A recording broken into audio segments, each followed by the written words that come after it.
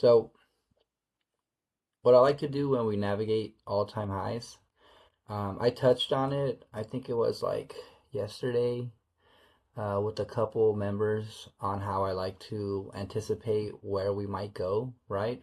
The first thing that I like to look at is Fibonacci levels. So you have Fibonacci extensions, right? So you have your Fibonacci retracement, which is when you create a low to a high, right? You want to map it out, and then you fib it so you can see. Um, I'm just applying the default, so you can fib the retracement, so you can try to see where we might retrace to, right, before we go higher. Well, there's actually another one, and it's the Fibonacci extension. I don't see it here. Fib channel, fib retracement. I think if you go inside, you can change it. Let's see. You can reverse it. No, I don't think that's it. So the extension, right? There's a fib extension level too. I'm not sure where's that on trading view because I haven't used fib extensions in a while. But there's a fib extension and it tells you where price, right, could potentially go to, right? Like these levels here. These would be higher Fibonacci levels. And it's all just a basic mathematics equation, the Fibonacci level. But the one thing that I love to do, my favorite is I go to the higher time frames, right? So we'll go to like the 15-minute time frame.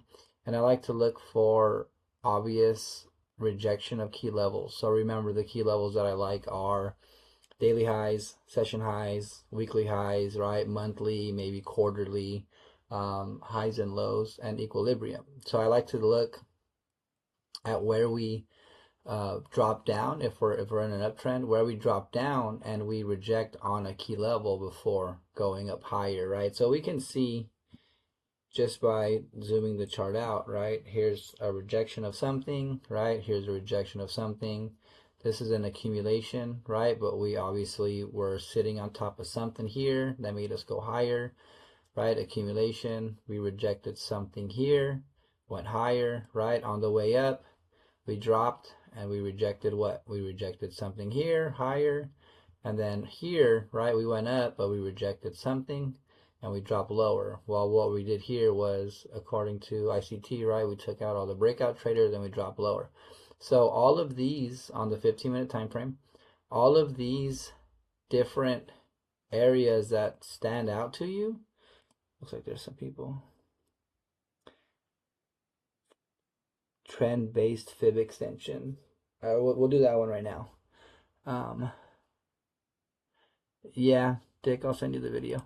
So all of these areas are perfect for um, standard deviation. So if you look at standard deviation from its very basic fundamental use, it's how to anticipate that whatever you're mapping out is the manipulation of the market. So if you guys understand or know power of three, accumulation, manipulation, distribution, right? We accumulate, we sweep the lows, we go higher, or we accumulate like we did here, sweep the highs and go lower. So this is a clear sign of manipulation, according to power of three, of where we can put or where we can anchor our Fibonacci, our standard deviation, right? And if you guys watch the standard deviation video that I put out, there's two different ways to map it. There's the way that I see a lot of people map it, where you go from swing high to swing low of the manipulation point, right? And then that'll give you some really good key levels, right? This will give you your 1, your 2, your 3, your 4. You can add more. You can add 5, 6, 7, 8, 9, 10. They're really just deviations of price. They're not like, they all mean something, right? According to the video that I showed on how I use the deviations, but they're all just price points. Like 1 is a certain price point, right? 2 is a certain price level, and we can expect certain things to happen at these levels. But when we see the clear manipulation like we did here and we map it out, we can anticipate that when it gets to 4, it's going to make some type of smart money reversal, or when it hits a 2, right? So I'm not going to go into the details of of mapping it out, but the way that I map it out is the way that ICT shows, and that's from whatever color the manipulation candle is, right? Like this one is up close, to the open of the opposite color. So like this is a blue, right? Super simple. This is blue, this is black, right? Black is down, blue is up. So from the manipulation, right, the bottom leg to the open of the opposite color. Super simple, right? And if we look at, sorry, where we hit our -4, we can expect some type of retracement or smart money reversal. Now again, obviously the uptrend was really strong, right? But if we look here, we can see when we hit the 4, right? When we hit the 4 on the money, what do? We dropped, right? We didn't like crazy reverse. We didn't give everything back, but we did drop. And what we were doing here was everyone that was long and had their stop loss and that was trailing their stop loss, everybody got stopped out.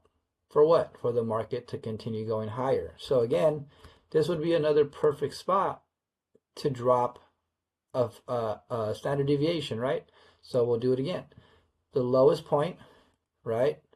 It's a down close. It's a black candle. Let me zoom in. It's a black candle, right? So we just go to the opposite color. The opposite color is 2 candles away, and it's blue. Blue is the color of my up close. And we do the opening of the candle, right? When you have an up close, the candle opens and then it goes higher. That's why it's blue. If it opens and goes lower, it's black. So if we look again at our deviations on the 15-minute, let's say price, right? We were trading in no man's land here. We'll do our bar replay, right? This is no man's land, right? We don't know what's going on here. Well, now we kind of have an idea, right? We got our deviations. We know that 2. When we get to 2, it's a point of return or a point of SMR, smart money reversal. And if we close out our bar replay, we can see what happened when we got close or at the 2, right? We did what? Smart money reversal, and let's add it right to the 2, right? Once we tapped it, look what happened. And this, again, this is just a deviation. Like, it's just a price point. It's just, this is the manipulation. Again, I like to map out my standard deviation according to ICT, but it gives you a price projection of where we can anticipate price to go. Now, obviously, if the market traded all the way up here, it's going to hit all of our price points, right? It's going to hit them all. Anybody can say, oh, 640 is my level. If we go to 760, they can just tell you, oh, we hit my level. I'm a market maker. We did exactly what I wanted. Well, technically, we did the same thing with the standard deviations, right? If we were going to continue higher, it would have hit every deviation and we could have just been like, oh, I'm a wizard, whatever. I know exactly what I'm doing. But the standard deviations, again, it's just a mathematical deviation of price. So if we go to 0, we're going to go to 1. If we go to 1, we're going to go to 2. If we go to 2 to 3, 3 to 4. The reason why I have the increments of 0.5 is because, like I said in the video that I created, everything means something, right? But again, look what happened when we hit the 4, right? Nice little drop. Look what happened when we hit the 2. We reversed because the 2, according to what I've seen and according to ICT, when you have a standard deviation plotted on your chart, the 2 is where we smart money reversal. The 2 is where we create a pullback or another entry to take us to 4, right? If we look, we dropped here a little bit on the 2, pullback, right, to take us to 4. Or we completely reverse at 2, or we completely reverse at 4. Obviously, when you trade, right, you have your key levels. Oh, if we hit this level, this is where I want it to reverse, right? If it reverses and we timed the market correctly, we anticipated the market. If it keeps going, we didn't anticipate that, the market was going to continue to the 4 before reversing. We ended up getting into early. We probably could have got stopped out, and then we could have tried again at the 4. So, like I said, you can see where we manipulate, right? Like I said, and the manipulation is literally just this. When we create the uptrend, the manipulation is the down leg. Why is the down leg considered the manipulation? Because anyone who has trailing stops that's trying to that's trying to go with the market, with the trend, right? You trade with the trend. Everybody who's trailing their stop is getting stopped out when we create the leg down. Then we create a leg up, leg down, leg up, and these are all not considered manipulation, right? It's just the next leg to continue higher. But when you look at it from a standard deviation standpoint, this is considered the manipulation because we're trying to go higher, but in order to go higher, we have to engineer, right, where we drop, or we have to generate or create liquidity where we drop into certain levels, right? Like this level right here is the equilibrium of New York session. So what do? We dropped, we grabbed some liquidity, went higher, right? We dropped right here, right? Generated liquidity, went higher. Broke above these stops, generated liquidity, then we dropped lower. The next thing that I like to do, like I said, with the standard deviations is the 1 hour. Again, the same thing. You can see, let me remove the drawings real quick. You can see, right, the clear, what looks like clear manipulation, right? Like look at this here. This is a big down wick, right? Dropping down, grabbing some liquidity before going higher. On the higher time frame, we can see it. Hindsight, we can see it. But when you're trading in an ever-changing market, we see this, and if we are, like I said, if we're on uncharted waters and we see this, we can identify that this is the manipulation, right? And even if we're wrong and the market continues to go lower, right, because we are in uncharted waters, we know how to map out our deviation, and we know where to anticipate the market is going to go, right? When it gets to a 4, what are we going to do? We're going to reverse at the 4.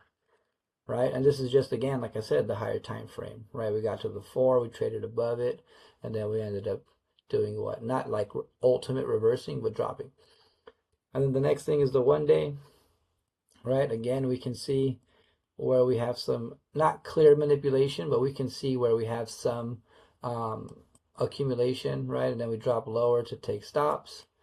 This is engineered liquidity, where we dropped into it, right? And then to go higher.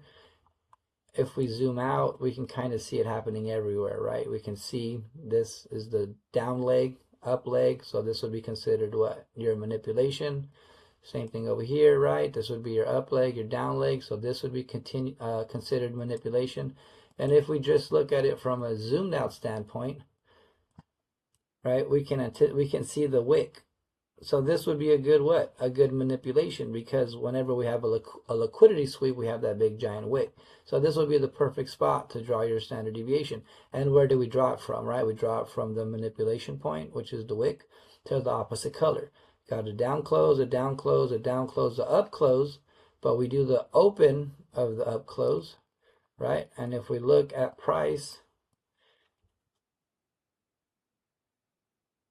where we're at, right, what are we attempting, where are we attempting to go to, right? We're attempting to hit that what? That 2 deviation. Because remember, this is where the smart money reversal is. So if we're looking from a standard deviation standpoint, price point, we can anticipate price going to where? All the way up here to 22,201, right? And it's not on the money, but like 22,200 is where we can anticipate price going. From a daily standpoint, right? This is the daily. If we go back to the 1 hour, right, we can see that we already hit that 4, right? I'm going back to the 1 hour, sorry. We can see we already hit that 4, so this 1 hour is obsolete. But if we go back to the 15-minute, right, we still have a little ways to go. What can we do, right? We can drop a bad boy here. Why can we drop one here? We broke the low of this previous day low, right? We took the sell stops. Everyone who was short here, we took them and we went higher. We broke underneath this low, which is the same as here, right? We can anticipate that our deviation can be mapped out here. So looking at if we're bullish, if we want to continue our bullish run, this is where we're anticipating price to go tomorrow for NFP. And not just for NFP, but this is where we can anticipate price to go where? To go, if we break the high, then what would our next level be? Our next level would be 21,575, right? And if we, again, go from a bearish standpoint, we think this is where the market is going to reverse. We're not trying to traverse uncharted waters. We can just grab our deviation, right? And we can see that this one's already done. This one's already hit the 4. So what will we do? We'll just go to a higher time frame. Go to the 1 hour. We can see this up close is the manipulation point. We can grab the manipulation down to the opening of the down close.